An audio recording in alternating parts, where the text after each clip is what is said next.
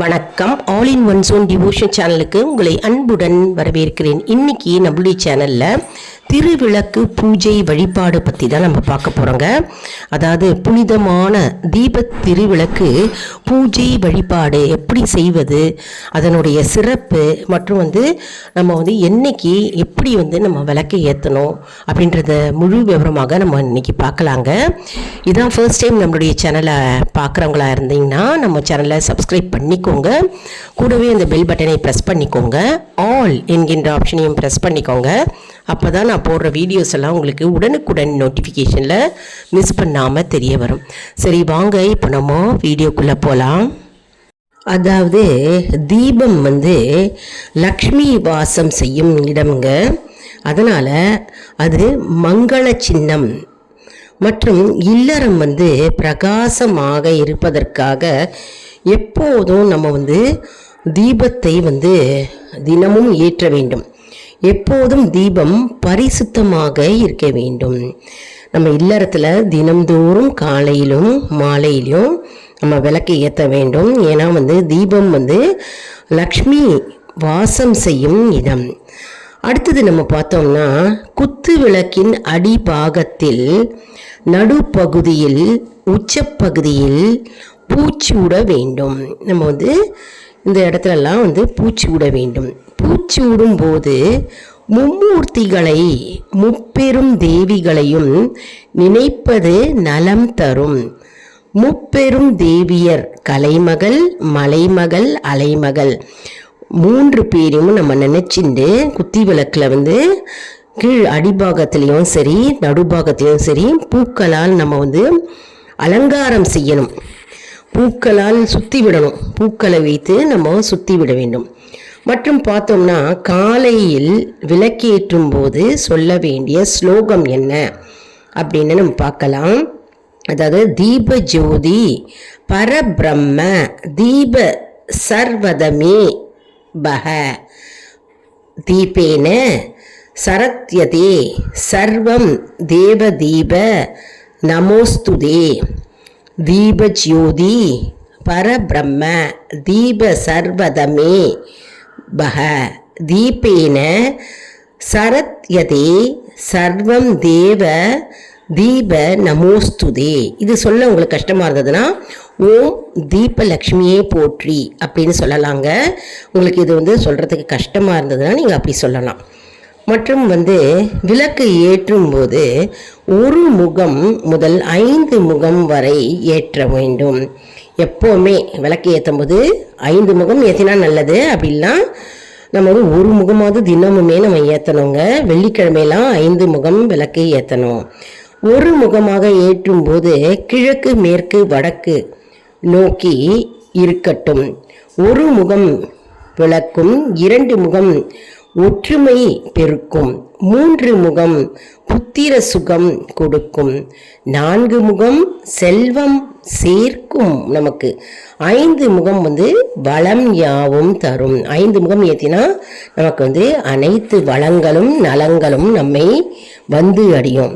அதனால தான் வெள்ளிக்கிழமை அன்னைக்கு நம்ம 5 முகம் விளக்கு ஏற்றுறோம். பெரும்பாலானோர் எல்லார் வீட்லேயும் 5 முகம் விளக்கு ஏற்றுவாங்க. அடுத்தது நம்ம பார்த்தோம்னா தினம்தோறும் தீபம் ஏற்றி வழிபாடு செய்வதற்கு நேர நெறிமுறை அவசியம். அதிகாலை 4:30 மணி முதல் 6 மணிக்குள்ளாக நம்ம ஏற்றுவது நல்லது. 4:30 மணிக்கு காலையில் எழுந்து பிரம்ம முகூர்த்த நேரம்னு சொல்லுவோம் இல்லையா, அந்த நேரத்தில் எழுந்து விளக்கை ஏற்றுவது ரொம்பவே நல்லது. மாலையில் அதே மாதிரி பார்த்தோம்னா 5:30 மணி முதல் 6 மணிக்குள்ளே ஏற்றி விடுவது நல்லது. இப்போது வேலைக்கு போகிறவங்க டைம் இல்லை அப்படின்னு சொல்கிறவங்க காலையில் விளக்கை ஏற்றலாம். மாலையிலையும் 5 மணி 5:30 மணிலேருந்து 6 மணிக்குள்ள விளக்கு ஏற்றி விட வேண்டும். நிறைவான வளமும் பலன்களும் நிச்சயம் நமக்கு உண்டாகும். விளக்கு ஏற்றுவதில் இவ்வளோ இருக்குங்க. அதாவது நம்ம விளக்கில் பூச்சி விட வேண்டும். விளக்கு ஏற்றும் போது 5 முகம் ஏற்றினா நல்லது. இல்லைனா 1 முகமாவது தினமுமே காலையிலையும் மாலையிலையும் ஏற்றணும். மாலை பொழுதில் 5:30 மணிலேருந்து 6 மணிக்குள்ளே விளக்கை ஏற்றிடணும். காலையில் பிரம்ம முகூர்த்த நேரத்தில் 4:30லேருந்து 6 மணிக்குள்ளே விளக்கு ஏற்றினா நல்லது. நேரமின்மை, காலையில் எழுந்திருக்க முடியல அப்படின்றவங்க காலையில் 6 மணி 7 மணி கூட விளக்கு ஏற்றிக்கலாம். ஏன்னா வேலைக்கு போகிறதுனால நமக்கு இந்த அவசர யுகத்தில் நமக்கு நேரமின்மை காரணத்தினால் நம்ம அப்படி ஏற்றலாம். ஆனால் பிரம்ம முகூர்த்தம் நேரத்தில் ஏற்றினா மிகவும் நல்லது. தூய்மையான இடத்தில் பச்சரிசி மாவால் கோலமிட வேண்டும். விளக்கை வெறும் தரையில் வைக்காமல் விளக்கின் பாதத்தை விட சற்று பெரிதாக வாழை இலை, பித்தளை, செப்பு தட்டு, மரப்பலகை பீடமாக உபயோகிக்கவும். அதாவது விளக்கை ஏற்றும் போது தரையில் வச்சு விளக்கை ஏற்றக்கூடாது. நம்ம விளக்கை ஏதாவது தாம்பாளத்தில் வச்சு ஏற்றலாம், பித்தளை தாம்பாளத்தில் வச்சு ஏற்றலாம். அப்படியே இல்லைன்னா ஒரு பலகா இருக்கும் இல்லையா, அந்த மணப்பலகையில் கோலம் போட்டு அந்த கோலத்தில் மேலே விளக்கை அமர வைத்து விளக்கை ஏற்ற வேண்டும். மற்றும் பீடத்தின் நடுவில் சிறிதளவு பச்சை அரிசி இட்டு விளக்கை வைக்கவும். அரிசியை மறுநாள் உணவில் சேர்த்து விடவும். திருவிளக்கு பூஜை பெருகி சமுதாயத்தில் அன்பும் அமைதியும் அறமும் அருளும் நிலைத்திட இறைவனருள் பெருகட்டும். அதாவது விளக்கு ஏற்றும் போது ஒரு வாழை இலையில் பச்சரிசியை நிரப்பி அதில் நடுவில் வைத்து 5 முகம் ஏற்றி விளக்கை பூக்களால் அலங்காரம் செய்து நம்ம விளக்கு ஏற்ற வேண்டும். அப்படி விளக்கு ஏற்றினால் நமக்கு என்ன ஆகும்னா, சமுதாயத்தில் அன்பு அமைதி பெருகும் மற்றும் அருளும் நமக்கு பெருகும். இறைவனுடைய அருள் நமக்கு கிடைக்கும். அடுத்தது நம்ம பார்த்தோம்னா, விளக்கின் முதலில் எண்ணெயோ நெய்யோ ஊற்ற வேண்டும். முதல்ல எண்ணெயோ அல்லது நெய் ஊற்றணுங்க. பிறகுதான் திரி போட வேண்டும். சில பேர் முதல்ல திரி போட்டுப்பாங்க, அப்புறம் எண்ணெய் ஊற்றுவாங்க. முதல்ல விளக்கை எடுத்துட்டோம்னா விளக்கில் எண்ணெய் ஊற்றிட்டு, எண்ணெயோ நெய்யோ ஊற்றிட்டு அதுக்கப்புறம் திரி போடணும். திருவிளக்கு பூஜை செய்யும்போது திருவிளக்கில் நாம் வழிபடும் தெய்வத்தை ஆவாகனம் செய்கிறோம். சாதாரண தீபமாக கருதக்கூடாது. எனவே தீப பூஜை செய்ய வேறு விளக்கிலிருந்து தீபம் ஏற்றியே தீபாராதனை காட்ட வேண்டும். அதாவது திருவிளக்கு பூஜை நம்ம செய்யும்போது அந்த திருவிளக்கில் என்ன தெய்வத்தை நம்ம ஆவாகனம் பண்ணணுமோ, தெய்வத்தை நினைக்கிறோமோ, அந்த தெய்வம் அங்கே அமர்ந்திடுவார் கண்டிப்பாக. இப்போ காமாட்சி அம்மன் அப்படின்னு நினச்சி நம்ம வேண்டினோம்னா காமாட்சி அம்மன் அந்த விளக்கில் சூட்சுமமாக அமர்ந்திடுவார் விளக்கு பூஜை செய்யும் பொழுது. அதே மாதிரி தீப பூஜை செய்யும்போது வேற ஒரு விளக்கிலிருந்து தீபம் ஏற்றியே தீபாராதனை காட்ட வேண்டும். தீபாராதனை காட்டும்போது இந்த விளக்குலேருந்து நம்ம தீபத்தை ஏற்றக்கூடாதுங்க. வேற ஒரு விளக்குலேருந்து நம்ம தீபத்தை எடுத்துட்டு நம்ம தீபாராதனை கற்பூரமோ ஆர்த்தியோ வேற விளக்குலேருந்து நம்ம எடுத்து இந்த தீபத்துக்கு காட்டணும். நம்ம வணக்கமும் பக்தியும் தாங்க தேவை இந்த திருவிளக்கு பூஜையில். ஏன்னா அம்மன் லக்ஷ்மி தேவி இருக்கிறார். அதனால் நம்ம பார்த்து கவனமாக இந்த திருவிளக்கு பூஜையை நம்ம செய்யணுங்க. அடுத்தது நம்ம பார்த்தோம்னா, விளக்கிற்கு பால், கற்கண்டு, சர்க்கரை வைத்து வணங்கலாம். விளக்குக்கு பால் வச்சு பால் இடணும்.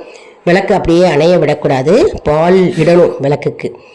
கற்கண்டு சர்க்கரை வைத்து வணங்கலாம். நம்ம திருவிளக்கு வழிபாடு பெரும்பாலும் பெண்களால் நடத்தப்படுகிறது.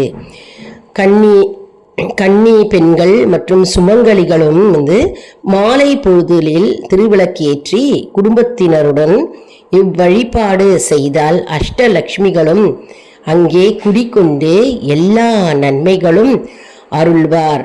வாழ்வில் தூய்மையும் தெய்வத்தன்மையும் பெருகும். அதனால் நம்ம குடும்பத்தோடு நம்ம மாலை பொழுதில் 6 மணிக்கு வீட்டில் விளக்கை ஏற்றி வச்சு நம்ம வணங்கலாம்.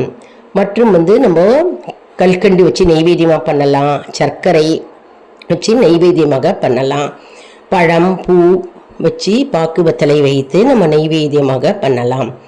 அதன் மூலம் வறுமையும் நீங்கும். நம்ம வீட்டில் வந்து வறுமை நீங்கும்.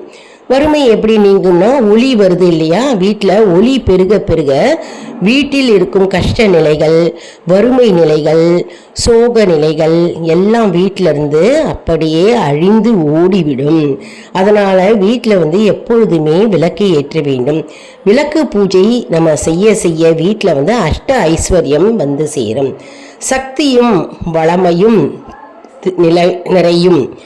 வழி வழியாக வந்த நல்ல பழக்கம்தான் நம்ம வந்து இதை நம்ம கடைபிடிக்கிறோங்க. மற்றும் நம் முன்னோர்கள் செய்வித்ததை தான் நம்ம வந்து இப்போவும் நம்ம வந்து பின்பற்றி வருகிறோங்க.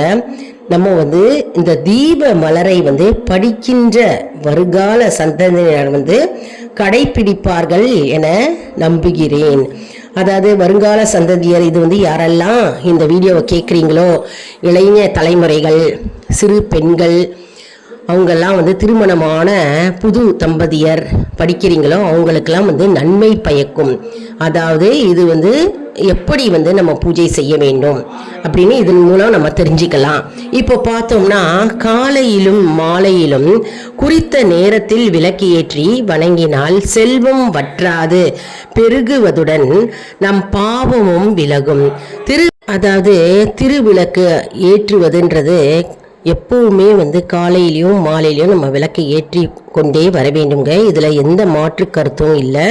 மற்றும் வந்து ஒளி பெருக பெருக அந்த இடத்தில் வந்து இருள் நீங்கும். மற்றும் வந்து நம்ம வீட்டிலேயே வந்து கெட்ட சக்திகள், துர்சக்திகள் நீங்கும். மற்றும் கெட்ட எண்ணங்கள் நீங்கும். மற்றும் வீட்டில் வந்து நம்மளுடைய துன்பங்கள் நீங்கும். அதனால் வந்து எல்லா இடத்திலும் முடிந்தால் நம்ம எல்லா இடத்திலும் வந்து விளக்கை ஏற்ற முடிந்தால் விளக்கை ஏற்றலாமுங்க. எந்த இடத்துல விளக்கு ஏற்றி வைக்கிறோமோ அந்த இடத்துல தீபலட்சுமி வந்து அமர்ந்து விடுவாள். அதனால் வந்து இதுக்கு வந்து எந்த மாற்று கருத்தும் இல்லை. இது மாறப்போவதும் இல்லை. இது ஒரு மரபு, இது ஒரு வழக்கும் கூட. அதனால் வந்து எந்த இடத்துல விளக்கை ஏற்றுவோமோ அந்த இடத்துல மகாலட்சுமி வாசம் செய்வார். அதனால் நம்ம வீட்டில் வாசப்படி இருக்கு இல்லையா, நிலவு வாசப்படியில் வந்து 2 பக்கமும் விளக்கை ஏற்றலாம். வீட்லையும் விளக்கேற்றலாம். துளசி மாடம் இருந்தால் துளசி மாடத்துக்கு விளக்கேற்றலாம். வாசலில் விநாயகர் பெருமாறு இருந்தார்னா விநாயகருக்கு விளக்கி போடலாம். மற்றும் வந்து வீட்டில் எந்த இடத்துல கொல்லை பக்கம் இருந்ததுன்னா, தோட்ட பக்கம் இருந்ததுன்னா தோட்ட பக்கத்துலேயும் விளக்கை ஏற்றலாம். அதனால் விளக்கை ஏற்ற ஏற்ற நமக்கு நன்மை தான் வருமே தவிர தீமை எதுவும் இல்லைங்க. இந்த காலத்து இளைய சமுதாயத்தினர் வந்து எல்லாமே தெரிந்து கொள்ளணும். இந்த காலத்து பெண்கள் வந்து எப்போவுமே வந்து காலையிலையும் சரி மாலையிலையும் சரி விளக்கு ஏற்ற வேண்டும். அப்படி நேரமின்மை காரணமாக இருந்ததுன்னா, வேலைக்கு போகும் யுகம் இல்லையா, அதனால் காலையில் விளக்கை ஏற்றி வைத்து நம்ம வந்து வேலைக்கு போகலாம். அதனால் விளக்கு ஏற்றும் வழிபாடு முறை இது தாங்க. மற்றும் வந்து நம்ம என்ன பண்ணணும்னா, காயத்ரி மந்திரம் என்பது தீப நிலையில் இருந்த உருவானது தான். அதனால் காயத்ரி மந்திரம் சொல்வது நல்லது. காயத்ரி என்பது இந்த உடலை, அதாவது இறைவன் நமக்கு அளித்த இந்த அற்புதமான காயத்தை திரியாக்கி இறைவனுக்கு தன்னையே அர்ப்பணித்து அதன் மூலம் இறைவன் அருளை பெறுவது என்ற நிலையில் உருவானது தான் காயத்ரி. அருமையான தகவல் பார்த்தீங்களா.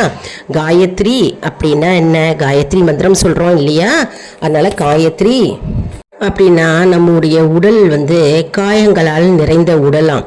இந்த உடலை நம்ம வந்து திரியாக மாற்றி இறைவனுக்கு நம்ம அர்ப்பணிக்கிறோம். இறைவனுக்கு தன்னையே அர்ப்பணித்து அதன் மூலம் இறைவனுடைய அருளை பெறுவது தான் வந்து உண்மையான நிலை.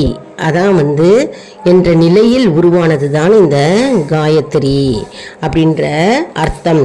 காயத்ரி மந்திரம் சொன்னால் ரொம்ப நல்லது. காயத்ரி மந்திரம் தெரியல அப்படின்னா நம்ம யூடியூப்பில் காயத்ரி மந்திரம் இருக்குங்க, போய் போட்டு தினமுமே ஒலிக்க விடலாம். அப்படி இல்லைன்னா சிடிஸ் இருந்தால் கூட சிடிஸ் போடலாம். அதனால் வீட்டில் எப்பவுமே மந்திர ஒலிகள் வந்து ஒலிக்க விட வேண்டும். அதே மாதிரி வாசனைய திரவியங்கள் வந்து வீட்டில் வந்து வைக்க வேண்டுங்க. அதாவது சாம்பிராணி தூபம் போடலாம், தீபம் காண்பிக்கலாம். வீட்டில் எப்பொழுதும் வந்து வீட்டை தூய்மையாகவும் சுத்தமாகவும் மற்றும் வந்து வாசனை மிகுந்த வீடாக நம்ம வீட்டை, நம் இல்லத்தை வைத்து கொள்ள வேண்டுங்க. எப்பொழுதுமே அந்த வீட்டில் வந்து நேர்மறை எண்ணங்களும் மற்றும் நமக்கு வந்து அஷ்ட ஐஸ்வர்யம் கூறும். அதனால் நம்ம வந்து இந்த விளக்கு ஏற்றும் முறையும் மற்றும் நம்ம விளக்கு வழிபாடு எப்படி செய்வது என்று நம்ம இந்த வீடியோவில் நம்ம பார்த்தோம் இல்லையா. இதன்படி செஞ்சாலே போருங்க. ரொம்ப எளிமையான முறை தான் நான் சொல்லியிருக்கேன். அதாவது 5 முகம் விளக்கை ஏற்றிட்டு நம்ம என்ன பண்ணணும், நெய் அல்லது எண்ணெய் ஊற்றி அதற்கு பூக்களால் அலங்காரம் செய்து பூக்களை வந்து வச்சு நம்ம வந்து அர்ச்சனை செய்யணும். அர்ச்சனை செய்யும்போது 108 அஷ்டோத்திரம் இருக்கு இல்லையா, திருவிளக்கு போற்றிகள், அது வந்துக்கிட்டே இருக்குங்க. நம்மளுடைய வீடியோவில் போடுறேன். இது தை வெள்ளிக்கிழமை தோறும் நம்ம இந்த மாதிரி விளக்கு பூஜை நம்ம இல்லத்தில் செஞ்சால் ரொம்பவே நல்லதுங்க. நம்மளால் முடிஞ்சது பாயசம், சர்க்கரை பொங்கல் செய்யலாம். அப்படி இல்லை என்றால் நம்ம கல்கண்டு வச்சு நெய்வேத்தியம் பண்ணலாம், சர்க்கரை வைத்து நெய்வேத்தியம் பண்ணலாம், பால் பழம் வைத்து நெய்வேத்தியம் பண்ணலாம். வெற்றிலை பாக்கு பழம் பூ வந்து கண்டிப்பாக இருக்க வேண்டும். மற்றும் வந்து நம்ம சுமங்கலி பெண்களுக்கு வீட்டில் வரவழைத்து நம்ம வெத்தலை பாக்கு கொடுக்கலாம். 2 சுமங்கலிகளுக்கு கோவிலையும் நம்ம போய் விளக்கை ஏற்றிட்டு நம்ம அவங்களுக்கு கோவிலையும் நம்ம வெத்தலை பாக்கு கொடுக்கலாம். இந்த வீடியோ உங்களுக்கு மிகவும் பயனுள்ளதாக இருக்கும் என்று நான் நம்புகிறேன். இந்த வீடியோவுக்கு ஒரு லைக் கொடுங்க. இதை மற்றவர்களுக்கும் ஷேர் செய்யுங்கள், அவர்களும் பலனடையட்டும். மேலும் ஆல் இன் ஒன் ஜோன் அன்பர்களுக்கு ஒரு அன்பான வேண்டுகோள், நம்முடைய கம்யூனிட்டி போஸ்டில் கேள்வி பதில் நேரம் வருங்க. அந்த கேள்விகளுக்கு பதில் தாங்க. இதன் மூலம் நம்முடைய ஆன்மீக பயணம் எப்படி இருக்கிறது என்பதை நாம் தெரிந்து கொள்ளலாம் இல்லையா. இது சப்ஸ்கிரைப் செய்தவர்களுக்கு மட்டுமே தெரிய வரும். அதனால் நம்முடைய சேனலை மறக்காமல் சப்ஸ்கிரைப் செய்து கொள்ளுங்கள். அடுத்த வீடியோவில் வேறொரு தலைப்புடன் உங்களை வந்து சந்திக்கிறேன். நன்றி, வணக்கம்.